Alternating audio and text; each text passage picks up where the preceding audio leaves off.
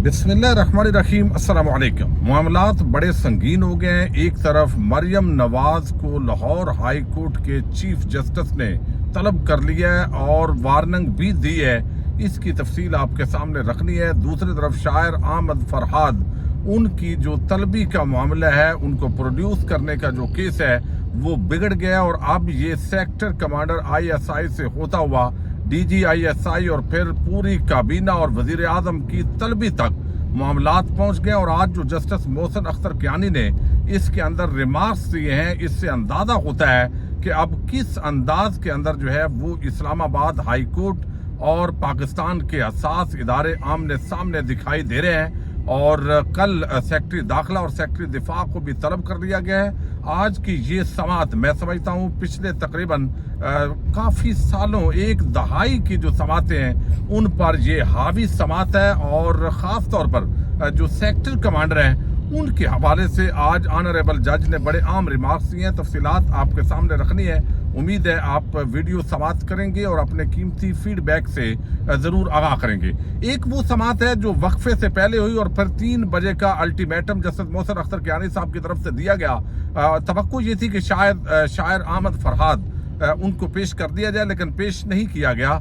और जो वक्फे के बाद समात हुई है उसने तो मजीद जलती पर तेल का काम किया है। और इन हालात के अंदर अब यकीनी तौर पर जो पाकिस्तान के हसास इदारे हैं और जो हाई कोर्ट के जजेस हैं उनका जो तनाव है वो बहुत बढ़ गया है। ये ज़रा आप तवज्जो के साथ सुनेंगे तो आपको सारा मामला समझ आएगा। आपको इल्म है कि 3 दिन पहले पाकिस्तान के एक बड़े अच्छे शायर हैं और उनकी नज़म भी बड़ी मशहूर है, मुझे उठा लो, और बिल आखिर उनको उठा लिया गया।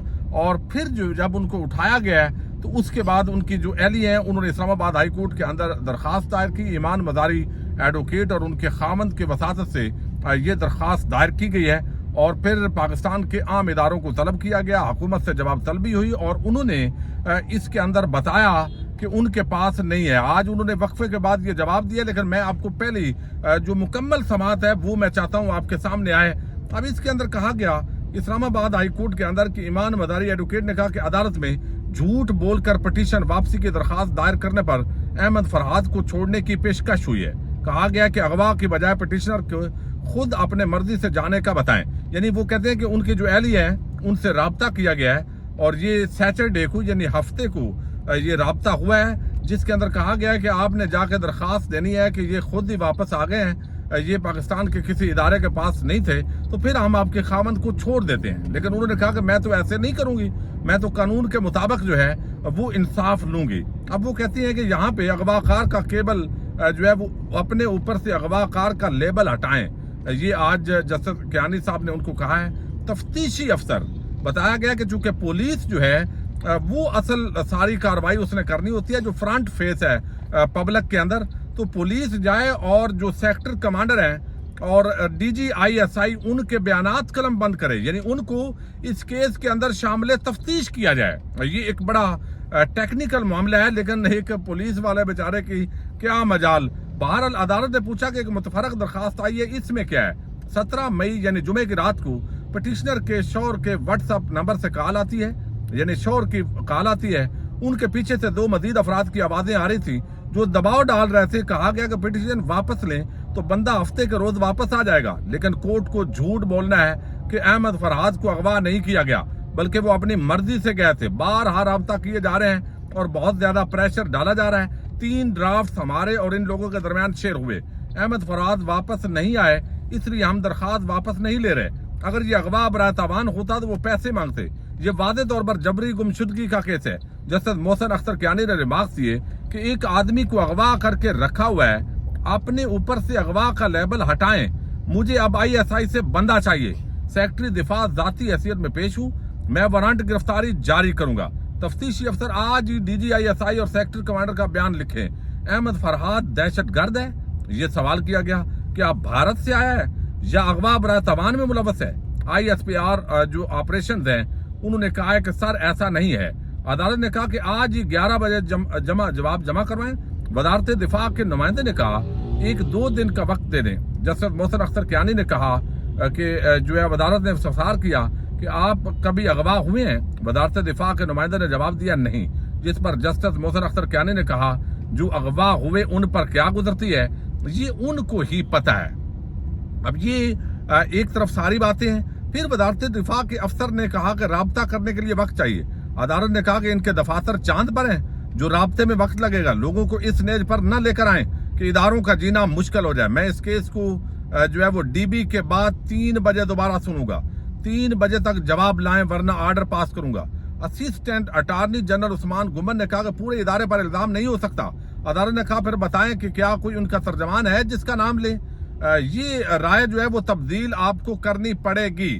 اب یہ جو وقفے کے بعد اصل میں سماعت ہوئی ہے اس کے اندر چونکہ شہر احمد فرحاد کو پیش نہیں کیا گیا، تو اس کے بعد جو جس طریقے سے جسٹس محسن اختر کیانی نے برمی کا بھی اظہار کیا ہے، اور ساتھ انہوں نے کہا ہے کہ سیکٹری دفاع اور سیکٹری داخلہ یہ کل جو ہے وہ پیش ہوں، اور اس کے اندر انہوں نے کہا کہ I S I sector commander کو چاند پر رہتا ہے، بہت بڑی طاقت ہے، کیا حیثیت ہے اس کی، گریڈ 18 کا بندہ ہے، آپ نے اسے کیا بنا دیا ہے، مت تابع ہوں ان کے، ملک چلنا ہے تو ان کے بغیر بھی چل جائے گا۔ یہ بڑے عام اور تکڑے ریمارکس اور غصے کا آپ اندازہ کر سکتے ہیں کہ جو یہ تاثر دیا جاتا ہے کہ ہم نہیں تو پھر ملک بھی نہیں، تو اس کا انہوں نے آج بتایا کہ اگر تو پاکستان کے شہریوں کو اس انداز میں اغوا کے معاملات ہوں گے تو لوگوں کی نظر کے اندر بڑے جو ہے وہ غصہ بھی بڑھے گا۔ انہوں نے کہا میں فیصلہ دوں گا تو یہ معاملہ اغوا سے کہیں اور نکل جائے گا، یہ معاملہ اتنا سادہ اور آسان نہیں ہے، اس کیس میں ایک مثال قائم ہونی چاہیے۔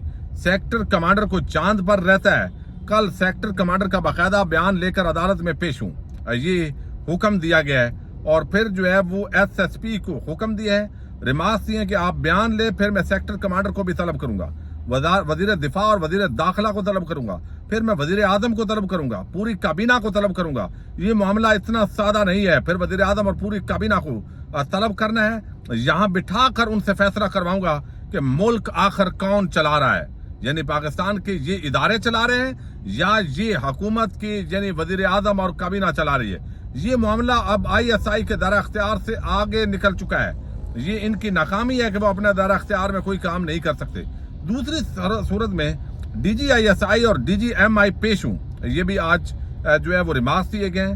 اگر ادارے کوئی کام نہیں کر سکتے تو ان کی ضرورت نہیں ہے، یہ مسئلہ اتنا سادہ نہیں، جب دل کیا تو کسی کو اٹھا لیا اور ایک طرف میسج بھیجیں اور پھر کہیں بندہ نہیں ہے۔ اب فیصلہ ہوگا کہ ملک ایجنسی چلائیں گی یا قانون چلائے گا، اور یہ میں اس لیے سارا پڑھ رہا ہوں۔ انہوں نے کہا اس کیس کے فیصلے کے نتائج بہت خوفناک ہوں گے۔ تو یہ اتنی جو ہے وہ ڈیولپمنٹ ہوئی ہے، اتنا سخت قسم کے رد عمل کا اظہار کیا، اور کل کا دن اس حوالے سے انتہائی اہمیت کا عمل ہے۔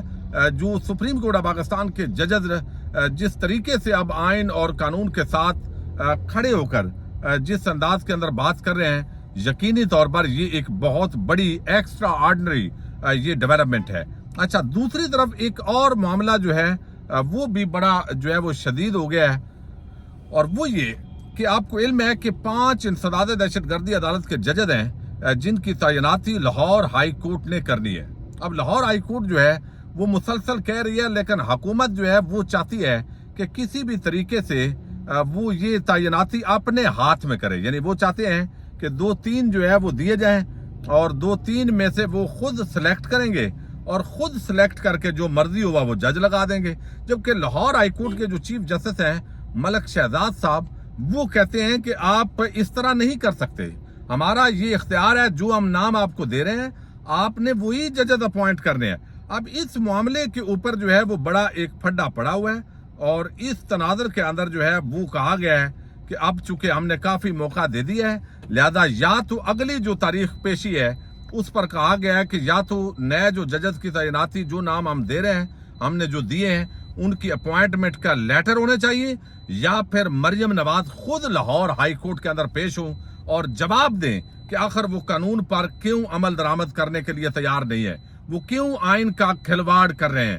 تو یہ بڑے سنگین معاملات ہیں، جو ایک خوف کی فضا تھی، وہ خوف کی فضا اب ختم ہو رہی ہے، اور اب جو ادارے ہیں وہ تکڑے ہو کر اب میدان کے اندر آنا شروع ہو چکے ہیں، اور لگتا یہ ہے کہ کل اسلام آباد ہائی کورٹ کی جو سماعت ہے اس سے آج رات کوئی بڑا بریک تھرو ہو جائے، ورنہ جو معاملات ہیں وہ مسلسل جو اسٹیبلشمنٹ ہے اس پر دباؤ بڑھتا جا رہا ہے، ان کے جو حالات ہیں وہ خراب ہوتے جا رہے ہیں. ایک طرف پولیٹیکل انسٹیبلٹی ہے اور یہاں پہ جس انداز کے اندر قانونی اور آئینی محاذ پر جو ہے وہ صورتحال خراب ہوتی دکھائی دے رہی ہے.